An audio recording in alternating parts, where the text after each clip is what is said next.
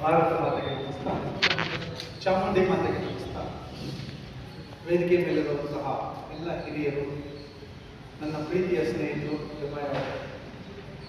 ರಘುರಾಮ್ ವಾಜಪೇಯಿ ಅವರು, ರಮೇಶ್ ಕುಮಾರ್ ಅವರು, ಅನಂತವರು, ಮತ್ತೆ ಇಲ್ಲಿ ನೆರೆದಿರುವಂತಹ ಎಲ್ಲರೂ, ಅನಂತವರು ಈ ಥರದ ಏನಾದರೂ ಒಂದು ಕಾರ್ಯಕ್ರಮ ಮಾಡ್ತಾನೆ ಇರ್ತಾರೆ, ಒಗ್ಗೂಡಿಸ್ತಾನೆ ಇರ್ತಾರೆ.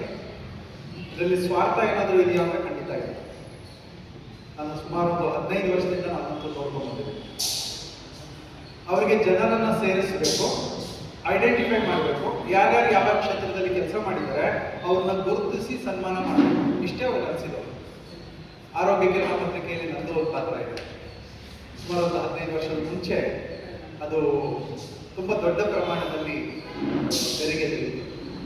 ಅದನ್ನು ಜೀವ ಕೊಟ್ಟು ಉಳಿಸ್ಕೊಂಡು ಬಂದಿದ್ದಾರೆ. ಸ್ನೇಹಿತರೆ, ಯೋಗ ನಮ್ಮನ್ನೆಲ್ಲರೂ ಸೇರಿಸ್ತಾ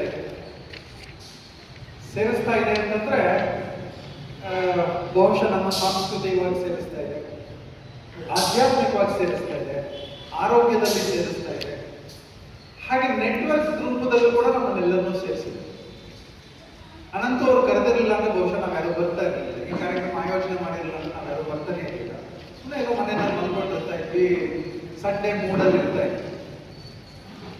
ಅನಂತವರ ಮತ್ತೆ ಬಾಬಣ್ಣ ಅವರ ಒಂದು ಹಿರಿಮೆ ಏನಂತಂದ್ರೆ ಯೋಜಕ ತತ್ರ ದುರ್ಲಭ ಅಂತ ಇದೆ.